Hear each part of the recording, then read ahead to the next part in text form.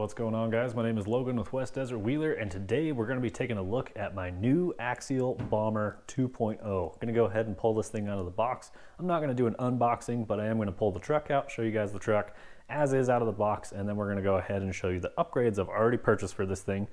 This is actually my second Bomber. I had one of the original trucks, and now they've got the 2.0, but I've learned so much from the time I had my original and sold it to now, where I understand brushless systems and KV ratings, and just understanding a little more about the RC world, like different receivers, different controllers, different channels, and fun stuff like that. So let's get this thing opened up. I want to go ahead and get a recording of breaking the factory seal, because that's always kind of satisfying. So let's go ahead and pop this guy open. All right, and here she is. So differences on the new 2.0 versus the original. We've got some trail ready style wheels with the satin chrome wheel look. You got the updated tires to the BFG KR3, and then some big differences is you get some lights on this thing. So we got some rock lights over here, light bar in the front. You get the rear tail light section, and then something I was curious about, I don't know the answer to. No, we do not get, there are not CV joints in the front axle, so I'm gonna have to go and grab a set of those. But I'm actually going to take this brand new truck and tear some stuff out, put some upgrades on it immediately. One of the best upgrades you can get for this thing is picking up the Incision Link stainless steel kit for these. It's going to give you a new steering tie rod, drag link, all 4 links in the front and upper links in the rear. Vanquish also makes rear trailing arms, although I'm going to try and run plastic for a little bit and see what I think of that. As much as I like the look of these trail ready wheels, I really prefer metal beadlock wheels, especially on a car where I'm going to be putting some power down. So I actually picked up some RC 4-wheel drive Raceline wheels. These are actually licensed from Raceline. So these are the Monsters, I believe is what they're called. Black with scale hardware. These look really good. Excited to get these mounted up. I'm going to run these tires for a little bit, see how we like them. Worst case scenario, swap them out, get some different tires down the road. Bombers are known for having a ton of torque twists, so I picked up the Vanquish product Curry Enterprise Anti-Rock Bar. This is a sway bar that mounts down into your trailing arm and then through the chassis in the rear. It's got a 5th tire mounted to the rear, but I'm going to remove that. It's just my choice. I don't really care to have a spare tire back there. And then I'm going to remove some spring cups from the bottom of the shocks. That's going to drop the ride height down about like that. It's going to make it look a lot better, and looking forward to it. I'm going to go ahead and tear out the receiver in this truck. I'm going to put a controller, the Flysky GT5 receiver, so I can run my Flysky controller and have another truck set up on the same controller as my others. And on top of that, I'm going to take the motor and ESC out and put a brushless censored system in here. So this thing's getting like the work overdone right at the beginning. I'm going to have a brand new truck, fully upgraded. We're going to be ready to hit the rocks. But the cool part about Bombers is there's so many options out there for aftermarket. These are a pretty old truck at this point, so it's kind of interesting that I would choose to go with such an older truck. But I like the 2.0, I like the updates they did. Looking forward to it, looking to see if I can make this thing a rock crawler, maybe a go fast machine. I think we're going to play a little bit of both, maybe do some real slow stuff, do some real high speed stuff, see which one I prefer, and go from there. So I'm going to work on getting these upgrades installed, then I'll give you guys a quick once over after we're done. So here's a look at this brand new car. I've currently stripped out all the links, taken out all the electronics on this truck because I'm replacing all of it. So the only links that are remaining in place are the trailing arms. There are aluminum ones available. I chose not to go with them for now. Maybe in the future I will.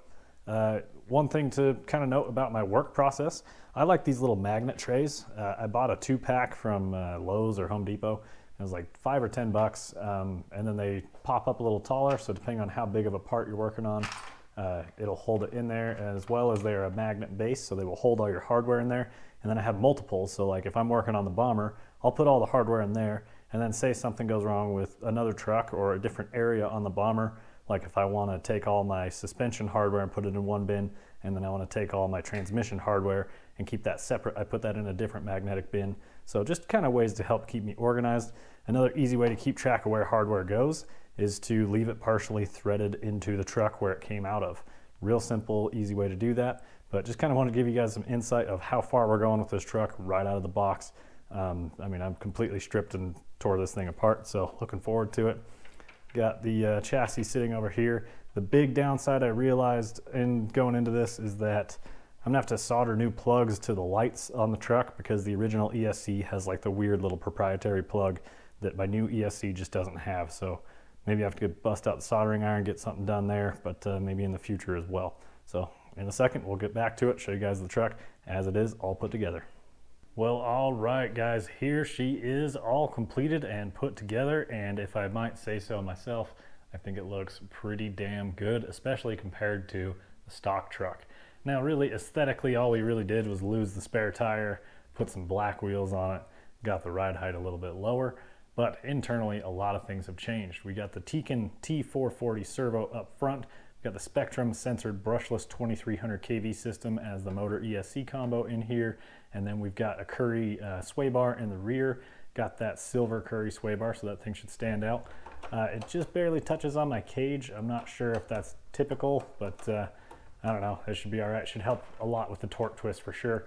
And then depending on where you put the sway bar link end, the closer to the middle of the truck, I believe the more anti-sway you get. The further out you go, the more it should articulate. So you can tune a little bit with that. But I definitely want to send out a huge shout out to my local hobby shop, Sky RC. Sometimes I get a little impatient. I don't want to wait for things to show up. So I run down to Sky RC, grab the truck, wheels, sway bar, the Incision link set, the electronics for this thing. You can find them all at Sky RC, St. George, Utah. Cody will get you taken care of just like he got me taken care of today. And this bomber is looking really good. The only downside I see here is just that I don't have a way to hook up those lights quite yet. I'm gonna have to go back there, pick up a little bit of wiring stuff, and hopefully I can get it just on a JST connector so I can plug it right into my receiver, get the lights fired up on this thing because it has them. I want to use them if they're there. Big bonus to the bomber is that it's got a large battery tray compared to the capper that I'm used to, so I can run lights and run for a while and not have to worry about battery time quite as much. One thing I want to throw in here real quick is that the tools of my choice are MIP tools. These things are ground extremely precise and they fit all the hardware nice and tight. And my absolute most used and favorite tool is the driver bit that clicks into the drill that I run. And then you can just run a powered cordless drill, run screws in and out. Some people say you shouldn't do that. Obviously, you just got to be careful not to strip stuff out. If you don't feel like you have enough control to not do that, just use the hand tools. But I feel like I have a pretty good feel on my drills so that I don't just destroy everything. Although I did run into one strip screw on my Tekin servo, I just got the Dremel out, cut a straight slot in it, and used a flathead screwdriver to pop that back out. Got that taken care of. I greatly appreciate you guys watching. Be sure to hit the affiliate links down below if you're not in the area to check out Sky RC. And until next time, keep the rubber side down.